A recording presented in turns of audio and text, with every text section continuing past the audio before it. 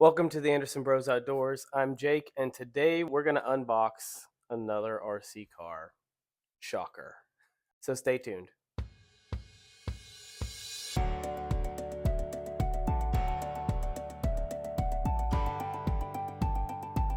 Hey everyone, welcome back. As I said, my name is Jake, and today we're going to unbox a new RC car. It was just released, so without further ado, let's check it out. It is the Vanquish VPS 09010 H10 Optic Trail Buggy ready to run. Just got this in the mail and I'm ready to get it going. And it's a box within a box. There we have it, folks. The Vanquish H10 Optic. This is a really small box for what I thought it was going to be. So to put it in perspective, we have a couple of stock trucks here. We have the Vanquish pheonix RTR, and then we have the Vanquish Stance RTR. Both of these trucks have seen some things, so don't worry about the wear and tear. They still function great. The box is relatively small. The question is it true what they say? Good things come in small packages. I guess we'll see. So this truck is really the thing to talk about right now. All over social media, YouTube. It is brand new. And, it's something completely different than what we've actually seen on the market in terms of some features and capabilities. I did get the Sparko livery. I wasn't a huge fan of the Yokohama livery. There is two colors, blue, which is this one here, and then there is a red one, which is the Yokohama livery or edition.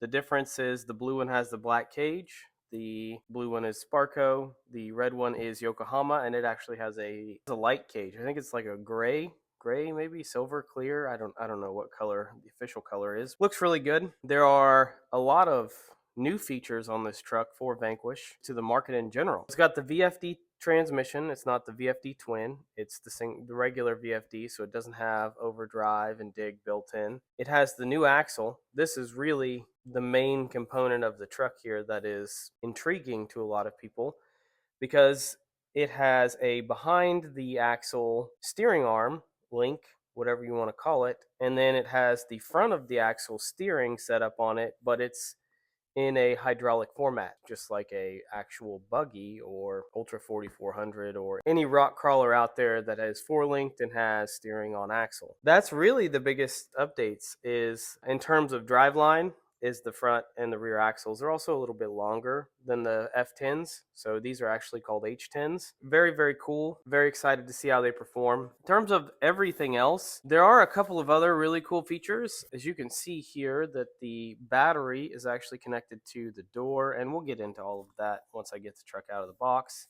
It's pretty standard. Otherwise, the axle and the design of the truck itself it's like a Capra. The only competitor that I can think of out of the box, other than something like a Rift or a Wraith or another tube frame chassis buggy kind of deal, this would be more along the lines of a Capra style. It's got the cage, and then the Capra also has servo on axle, etc., etc. We do have a mostly stock Capra, so maybe we'll do a this versus that video with the Capra. Let us know in the comments below if that's something you want to see. It does have the generic 6% overdrive in the transmission, just like the Stance RTR. It doesn't have portals. These are straight axles, so that means that there are no overdrive or underdrive gears in the axles. You are just at 6.5%. You can, however, purchase the Incision underdrive rear, 8-tooth pinion, and 33-tooth ring gear. And then you can buy the overdrive gear for the front.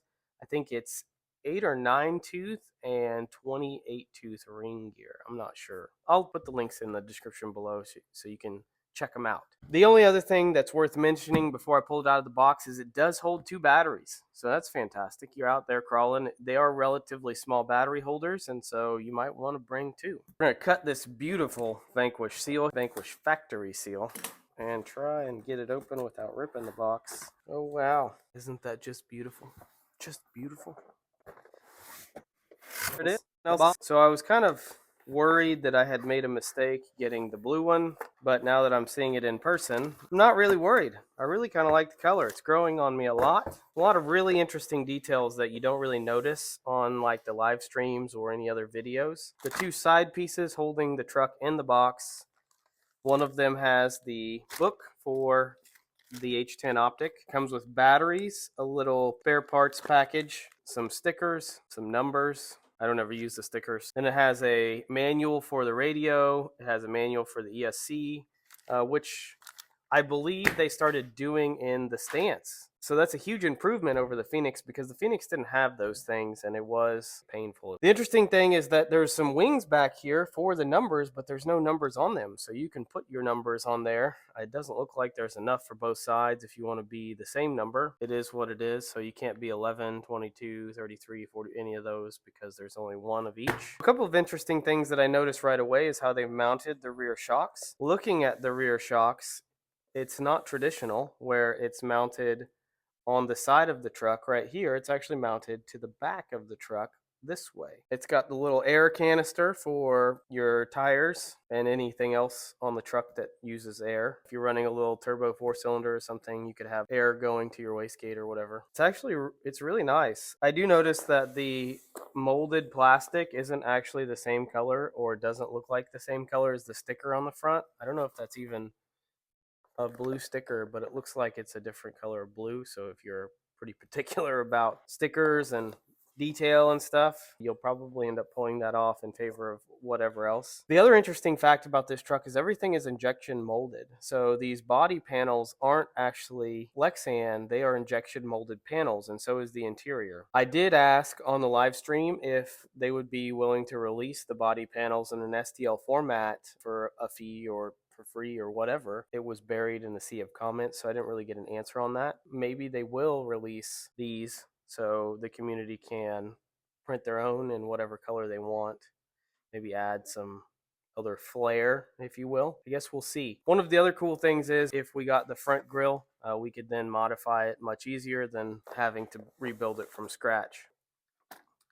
Oh, the truck is kind of heavy. Let's get a quick weight on this guy. 0.17 pounds, that is. So no batteries, straight out of the box. We are at 5.41 pounds. We're going to do a corner weight scale to see what it weighs on each side, and then without any batteries. I mean, this is literally fresh out of the box. I'll post a picture of the screenshot somewhere on the screen so you can see it. Make sure that we're 0. So we are 0. Everything is zeroed out. Let's go ahead and paste the truck on the scales. Overall weight is roughly 86.78 ounces. Front weight biased is 54% at 47 ounces. Rear weight biased is 46% at 39 ounces. It is left bias at 51% at 43 ounces and right unbiased at 42 ounces at 49%. I would say that the passenger side is where you're going to want to put the battery, because that's going to even it out. We have a little 3S Z battery here, hoping that that'll fit. The way that the battery comes out is there's this little clip. You pull out of the rod here, you push the rod down, and you pull it out like such. From there, you simply separate the front of the panel, and you don't pull out very hard.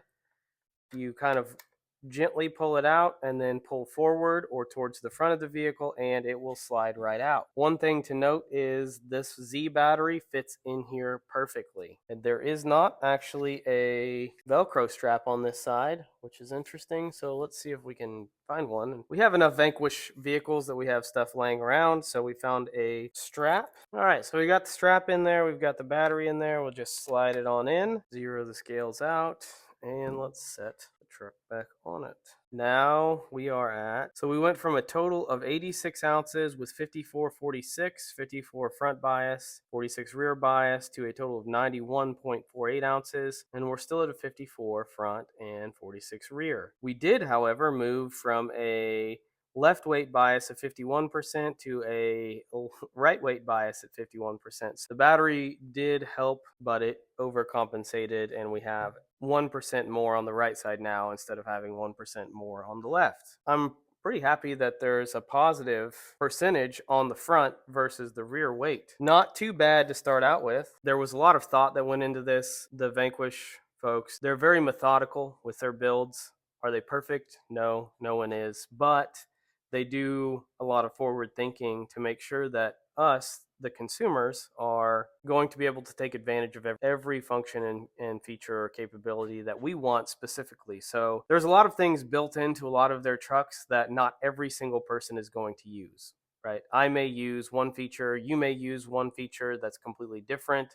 That's what makes this hobby so much fun, is that we can customize and tailor our trucks to our personalities. The on-off switch is right here in the back. I am impressed that none of these shocks are leaking out of the box. These shocks are actually really, really good shocks. I think these are set up a little bouncy. I don't even know if there's fluid in there. It doesn't feel like there is. An RTR perspective, the problem with them, and really almost all of the other shocks that I've had a pleasure of utilizing in RTR form, they all leak. It is what it is. It's an RTR. Vanquish, Axial, Traxxas, they're all here to make money. They're not here to pay you to take one of their RC cars. They're here to provide a product that is worthy of the market. You know, sometimes that requires cutting some corners. And that's what happens when you buy an RTR. Typically, you immediately lose 40 to 50% of the value of that RTR because you're going to replace all of those components that come in the RTR kit. Prime example, stock electronics in this.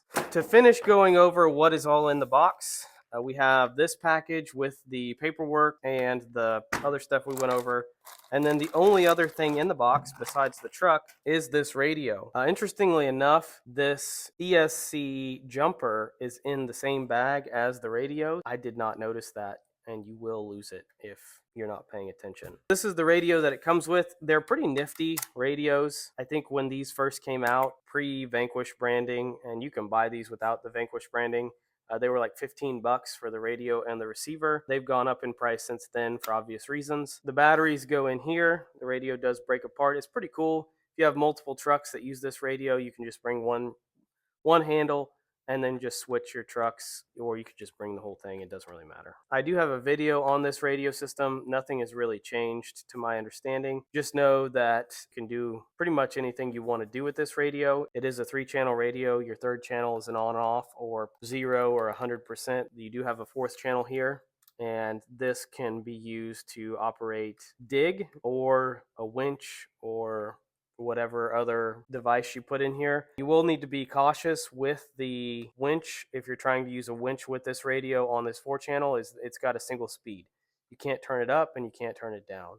If your winch is all powerful, like you have a Reefs or an NSDRC or a Shifts winch, you're going to want to be very cautious when you're using this switch, because you will potentially do some damage. The other stock electronics that come with this are pretty typical. We've seen historically. I don't know that that'll ever change. There's nothing wrong with the RTR electronics. They've really dialed them in. I will be putting tab clips on these battery trays. The ultimate problem here that we're going to have is the actual ESC battery connector is on the left side. It's really interesting to me that there is a left side bias and the battery tray is set up for the left side to be used. I would recommend putting the battery on the right side, because if you put it on the left side or the driver's side, you will add to the left weight. I'm assuming where that extra weight is coming from is the driver, maybe the motor positioning. I don't know. Weight bias should be on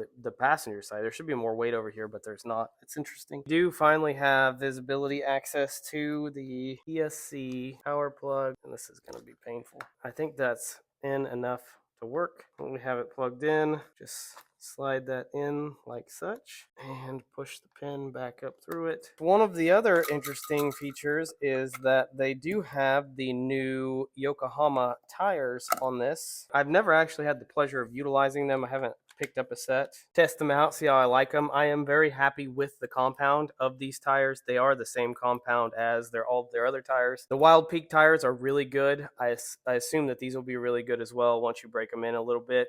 One thing to note is they are single stage foam, just like the Pheonix.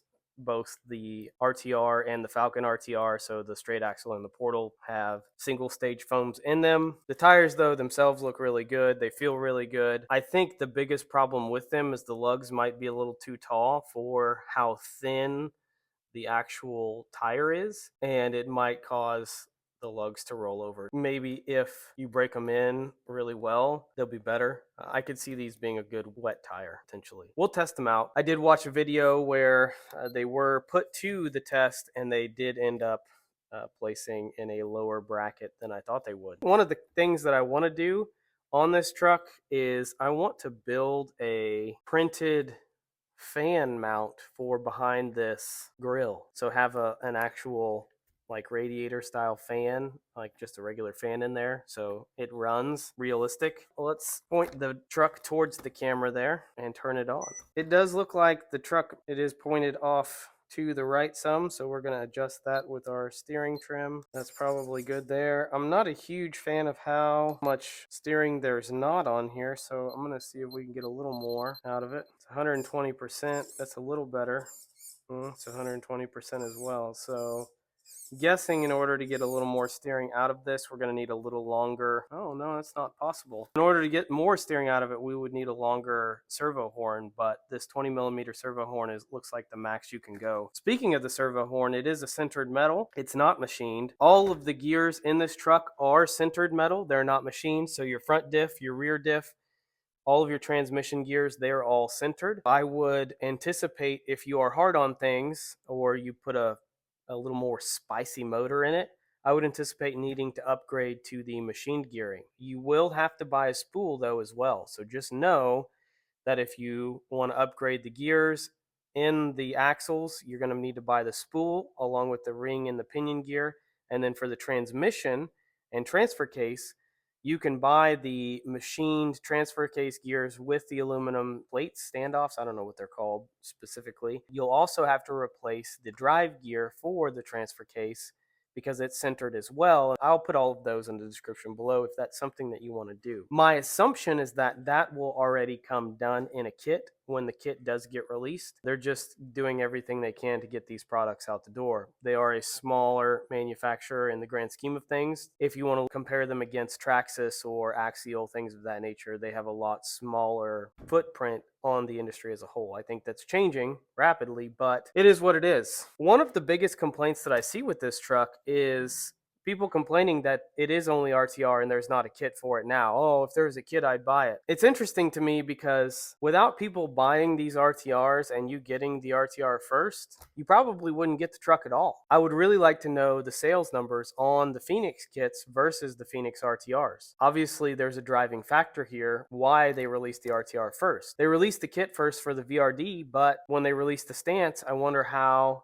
the sales looked on both. I'm sure there will be a kit coming soon. One of the other assumptions that I'm going to make is that these axles are actually the Ripper axles. When the Ripper comes out, they probably already have machined versions of these, but those machined versions are reserved for the Ripper. On the live stream, they have stated that those components are going to take months to amass and build. My guess is that once the Ripper is released and they start going out, the Ripper V2 that is, then more aluminum stuff will be available for the H10 Optic here. Let's see what the gearing is like on this. It is geared a little higher than I would like. I would like it to be a little slower, so you can kind of modulate the throttle slowly, but you can tell as it rocks back and forth there, it's geared a little high. So I would probably put a little smaller pinion in it, maybe a little bigger spur gear. I'm not sure what that looks like. I do have upgraded parts for this already. That we'll dive into all of that as I do the upgrades. I am excited about the axles. I like the axles are wider. It gives you a lot more luxury when building a new car if you can get the axles. Speaking of that, there are a lot of people on Facebook that are buying these in bulk and they're parting them out. If you do want to make a four-wheel steer truck, Vanquish already configured the rear fuel cell to have a removable bottom, and it's a direct swap for a front axle. You might have to change the links, make them a little longer or shorter on the top links, but it should just go right into place. I do know that people are doing VFD twin conversions or want to do VFD twin conversions. I'm not sure how easy that's going to be. Maybe we'll give that a shot. I do have a VFD twin brand new in the package that I can put together and potentially throw in here. Very interested in doing front and rear dig in a vehicle like this. I know that there is a plate in the back where you have the ability to put 3 servos in it. So you could put dig for front and rear and maybe even a winch in the rear there.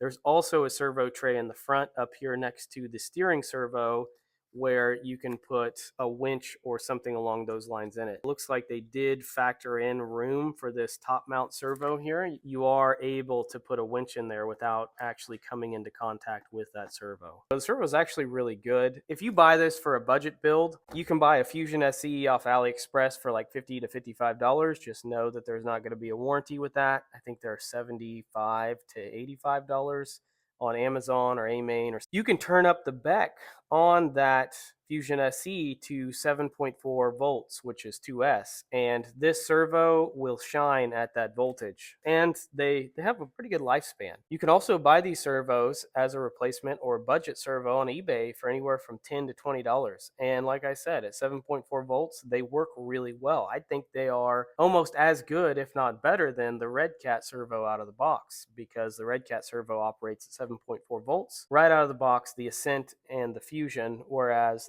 the Vanquish servo is operating off the 1060 at like 5.9 to 6 volts. So you add that other 1.4 volts, 1.5 volts, and you've really got a more responsive, more powerful servo. Keep that in mind if you're on a budget. This looks great. The attention to detail is there. Very, very, very excited to test it out. I'm going to stop talking and let's take it and let's hit some trails and some rocks.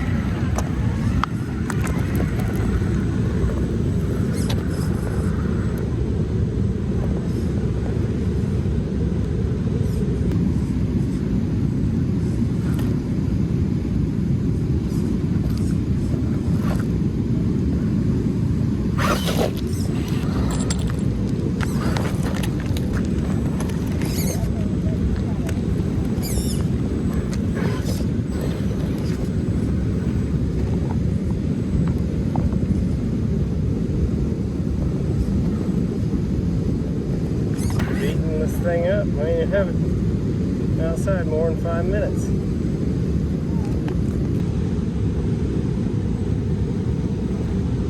Nope.